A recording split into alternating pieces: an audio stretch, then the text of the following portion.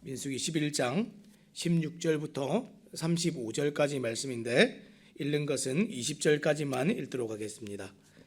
민수기 11장 16절부터 제가 읽겠습니다. 여호와께서 모세에게 이르시되 이스라엘 노인 중에 내가 알기로 백성의 장로와 지도자가 될 만한 자 70명을 모아 내게 데리고 와 회막에 이르러 거기서 너와 함께 서게 하라. 내가 강림하여 거기서 너와 말하고 내게 임한 영을 그들에게도 임하게 하리니 그들이 너와 함께 백성의 짐을 담당하고 너 혼자 담당하지 아니하리라. 또 백성에게 이르기를 너희의 몸을 거룩히 하여 내일 고기 먹기를 기다리라. 너희가 울며 이르기를 누가 우리에게 고기를 주어 먹게 하랴. 애굽에 있을 때가 우리에게 좋았다 하는 말이 여호와께 들렸으므로 여호와께서 너희에게 고기를 주어 먹게 하실 것이라.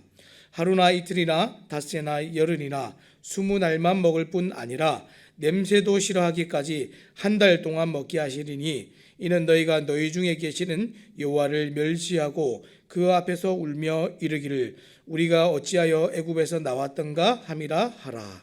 아멘. 오늘 우리가 절망에 답하다라는 제목을 가지고 함께 말씀을 나누기 원합니다. 어저께 본문에서 광야의 이스라엘은 이 계속된 불평의 모습을 보였습니다.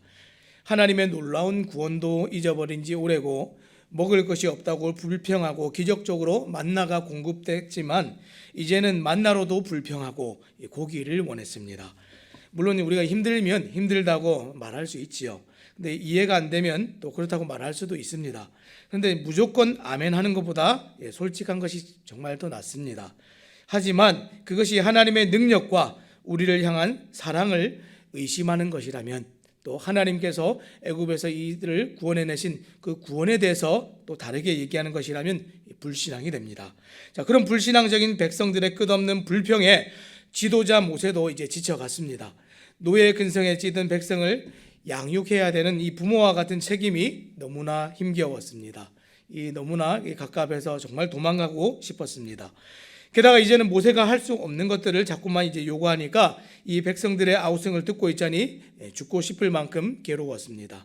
말 그대로 절망이고 말 그대로 탈진 상태입니다. 자, 이때 하나님께서 이 모세의 절망에 오늘 답하십니다. 자, 오늘 말씀 이제 16절부터 함께 살펴보겠습니다. 16절입니다. 여호와께서 모세에게 이르시되 이스라엘 노인 중에 내가 알기로 백성의 장로와 지도자가 될 만한 자 70명을 모아 내게 데리고 와 회막에 이르러 거기서 너와 함께 서게 하라. 하나님께서 지금 모세의 이 절망에 답하십니다. 혼자 감당하기에는 책임이 너무 무겁습니다. 이렇게 얘기했던 이 모세의 탄원을 하나님 받으셨습니다. 이 백성들의 불평에 대해 모세는 뭐라고 얘기했습니까? 자신을 죽여달라 이렇게 말을 했는데 이것은 모세가 얼마나 지쳤는지를 잘 보여주고 있습니다. 한번 들어보시기 바랍니다. 13절부터 15절까지 이제 모세가 탄원하는 내용들이 나옵니다. 이 모든 백성에게 줄 고기를 내가 어디서 얻으리이까? 그들이 나를 향하여 울며 이르되 우리에게 고기를 주어 먹게 하라 하온즉 책임이 심히 중하여 나 혼자는 이 모든 백성을 감당할 수 없나이다. 주께서 내게 이같이 행하실진대 구하옵나니 내게 은혜를 베푸사 즉시 나를 죽여 내가 고난 당함을 내가 보지 않게 하옵소서. 지금 이 모세의 상황이 어떤 상황이냐면 정말 이 해결할 수는 없는데 피할 수도 없고 도망갈 수도 없는 그런 상황입니다. 사실 모세는 한번 도망간 적이 있었죠. 자신의 어떤 삶의 이 무게와 정말 이 죄짐으로 인하여서 한번 도망간 적이 있었는데 지금은 하나님께서 불러다가 이 일을 맡기셨기 때문에 도망갈 수도 없습니다. 그러니까 뭐라고 얘기합니까? 죽여주시옵소서 이렇게 얘기를 하지요. 하나님께서 모세의 이 절망에 지금 답하십니다. 백성 중에서 장로와 지도자가 될 만한 사람 70명을 세워서 모세에게 주신 영을 그들에게도 주어 모세와 짐을 나누어지게 그렇게 명령을 하십니다. 자, 17절 말씀 한번 보겠습니다. 내가 강림하여 거기서 너와 말하고 내게 임한 영을 그들에게도 임하게 하리니 그들이 너와 함께 백성의 짐을 담당하고 너 혼자 담당하지 아니하리라. 응답을 하셨죠? 우리는 오랫동안 힘든 일을 감당할 때 마치 나 혼자 이 일을 다 한 것처럼 그렇게 느낄 때가 있습니다. 우리가 교회 일을 할 때도 그렇죠. 어떤 분들이 열심히 일을 하다 보면 주변 다른 사람들 아무도 일 안 하고 마치 나 혼자 일한 것처럼 그러다가 이제 탈진이 오고 지쳐서 저는 이제 교회 일을 안 하렵니다. 이런 분들이 이제 간혹 계십니다. 그런데 모세가 정말 혼자였습니까? 아론도 있었고 오늘처럼 하나님의 영이 각 사람에게 임하지는 않았지만 각자의 자리에서 돕는 사람들이 있었고 역할들이 있었습니다. 정말 중요한 것은 또 여기까지 온 것이 순전히 지금 모세가 한 것이 아닌 하나님의 능력이었다는 겁니다. 지금 마치 하나님이 도우셔서 하나님의 도구로 쓰임받아서 여기까지 왔는데 어느 순간 일하다 보니까 내가 한 것처럼 여겨지니까 힘이 들었습니다. 그러니까 이제 내가 해결해 주려고 하니까 더 힘이 들었습니다. 그래도 하나님께서는 모세에게 책망하지 않으시고 어떻게 하셨습니까? 모세에게 하나님의 영이 임했던 것처럼 똑같이 이 70명의 사람들을 불러서 그 사람들에게 또 하나님의 영을 부어주셨습니다. 이 하나님의 영이 모세가 아니라 이 각 사람들에게 70명의 사람들에게 임했다는 게 지금 무엇을 의미합니까? 지금 하나님께서는 모세 단 한 사람만으로도 충분히 하실 수 있으셨습니다. 그런데 왜 70명을 왜 불러주셨습니까? 지금 모세를 위로하는 겁니다. 모세 앞에서 이 현실적인 어려움, 그래 내가 이해한다라는 것을 말씀해 주시기 위해서 70명의 사람들을 가시적으로 세워주시고 그 사람들에게도 또 하나님의 영을 부어주셨습니다. 근데 그 사람들을 불러서 하나님의 영을 부어주시는 이유가 뭡니까?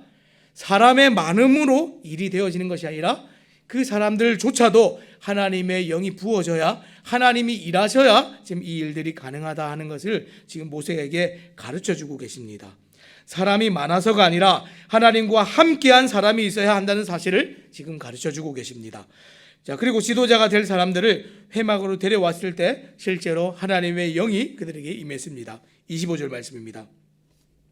여호와께서 구름 가운데 강림하사 모세에게 말씀하시고 그에게 임한 영을 70 장로에게도 임하게 하시니 영이 임하신 때에 그들이 예언을 하다가 다시는 하지 아니하였더라.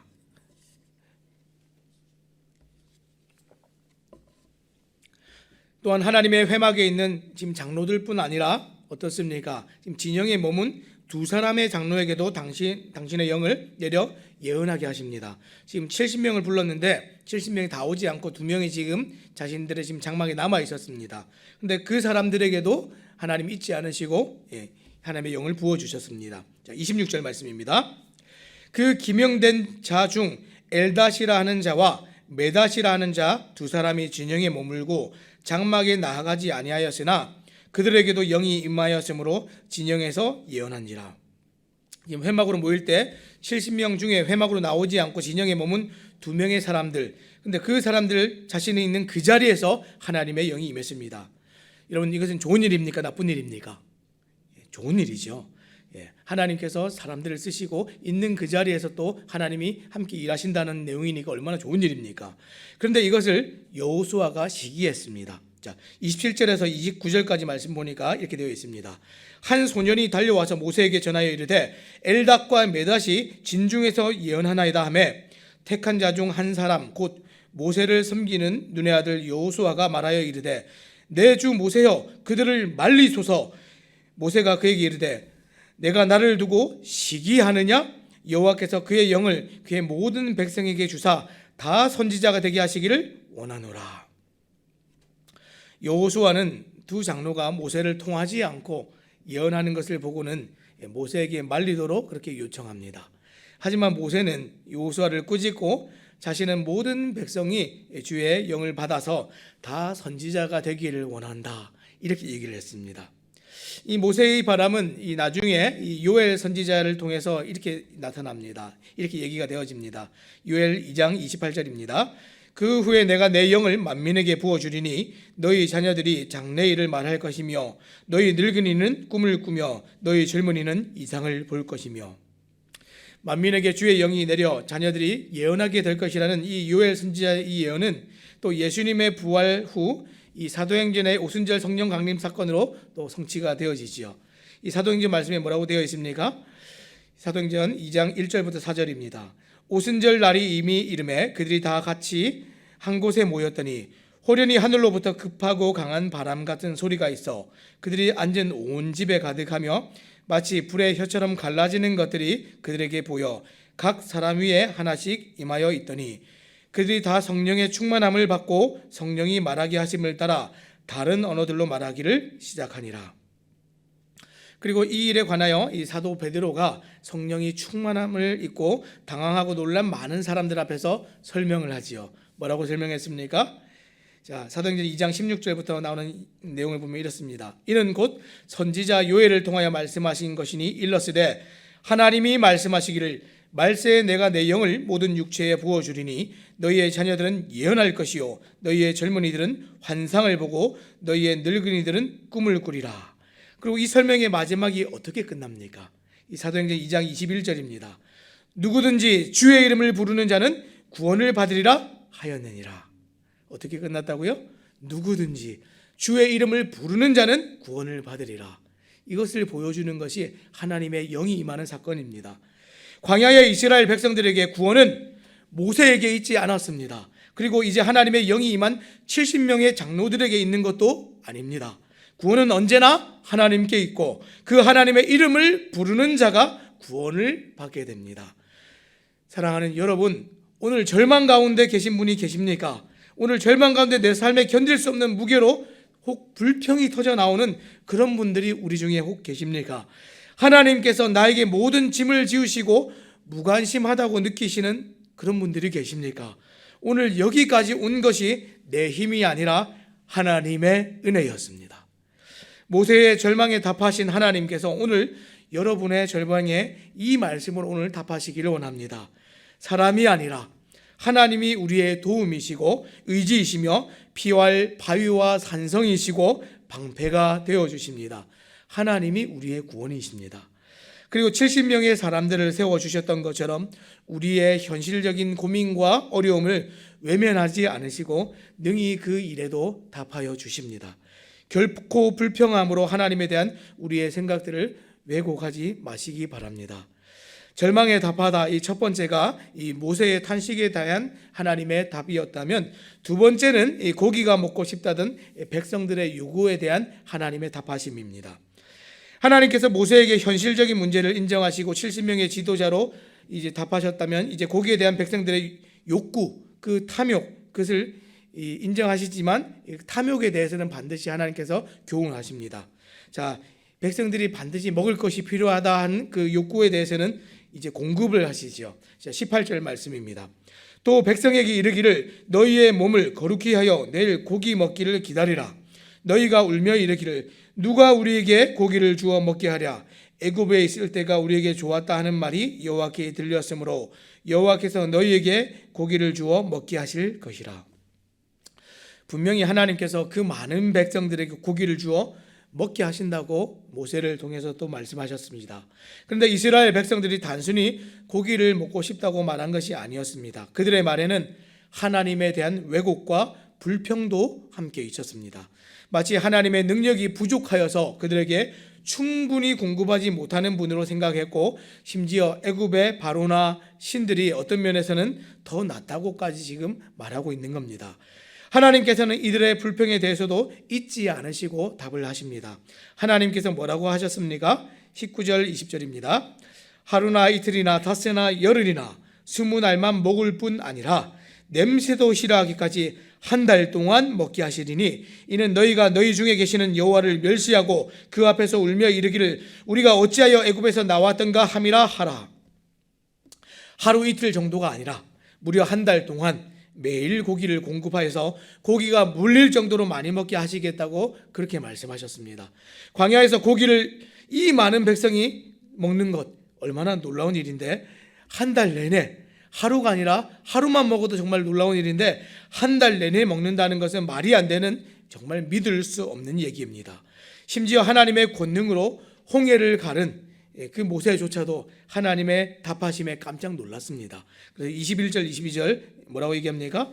모세가 이르되 나와 함께 있는 이 백성의 보행자가 60만 명이온데 주의 말씀이 한 달 동안 고기를 주어 먹게 하겠다 하시오니 그들을 위하여 양떼와 소떼를 잡은들 조카오며 바다의 모든 고기를 모은들 조카오리까. 어떻게 하시겠습니까? 정말 저는 답이 없습니다. 이렇게 얘기하는 것이죠. 지금 보행자, 곧 전쟁을 수행할 수 있는 장정을 말하는 것인데 그런 사람만 60만 명입니다. 전체 인구를 생각하면 적어도 우리가 20만 명이 좋게 넘을 사람들인데 200만 명이 좋게 넘을 사람들인데 인간적으로 아무리 계산을 해도 답이 나오지 않습니다. 이 사람들에게 하루도 아니고 한 달을 계속 고기를 먹이려면 도대체 짐승을 얼마나 잡아야 하는지 상상도 되지 않습니다. 오늘날에도 이 100만 명 되는 도시 그러면 굉장히 큰 도시거든요. 근데 지금 200만 명 그러면 어마어마하게 큰 이 도시를 상상하면 될 것 같습니다. 우리는 생각으로도 상상으로도 못하는 것을 하나님께서는 실제로도 이루십니다.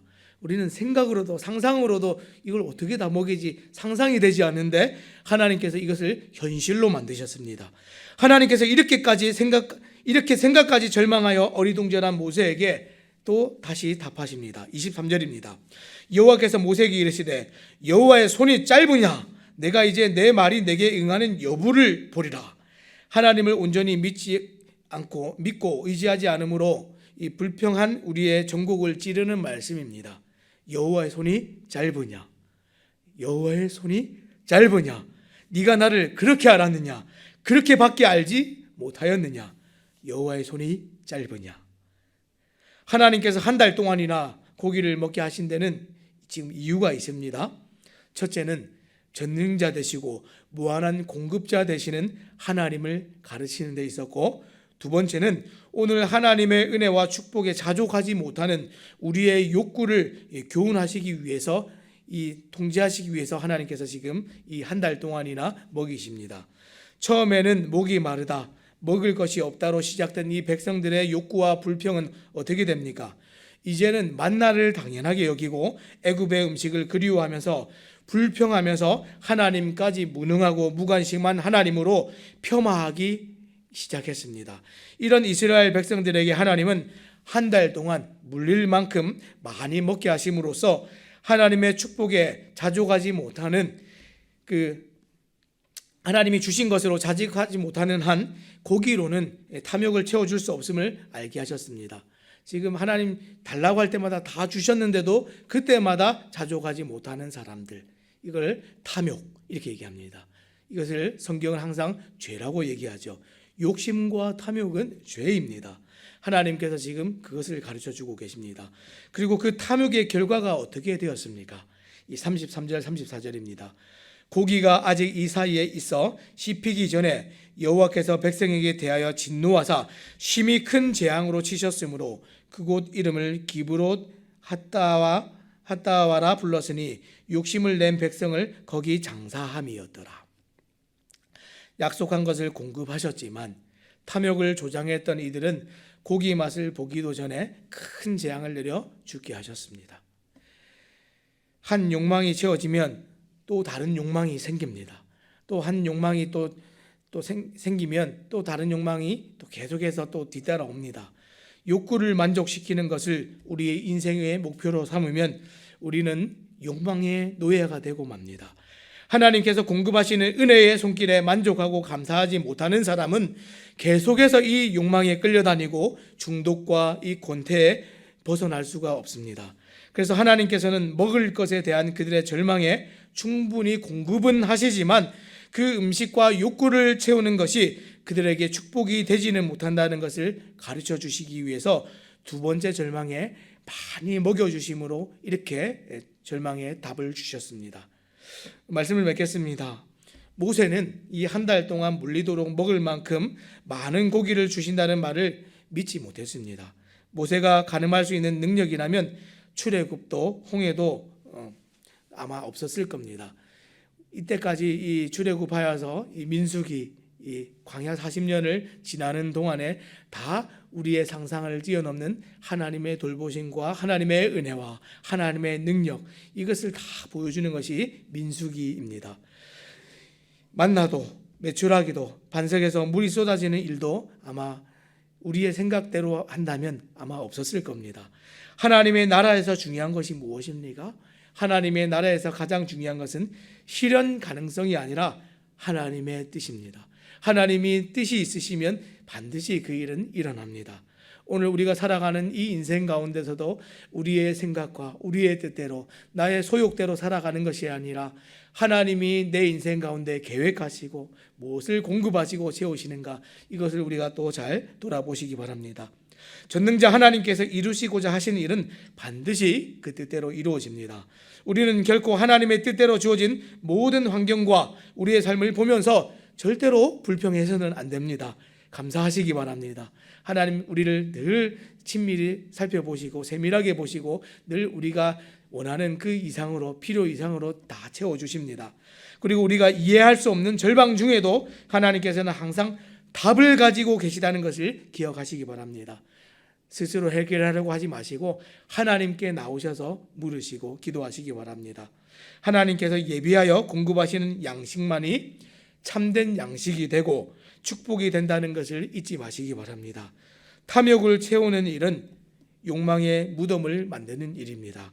오늘 말씀을 통하여서 혹 나의 불평 뒤에 하나님께서 무능력하고 무관심하다는 생각을 우리가 가지고 있지는 않았는지 돌아보시기 바랍니다. 또 오늘 말씀을 기억하실 때 하나님은 우리의 절망에 답하시는 하나님이시고 또 그 답하시는 여호와 하나님의 손이 결코 짧지 않다 하는 것을 반드시 기억하시는 우리 새삼침례교회 모든 성도님들 되시기를 우리 주님의 이름으로 부탁드립니다. 기도하겠습니다.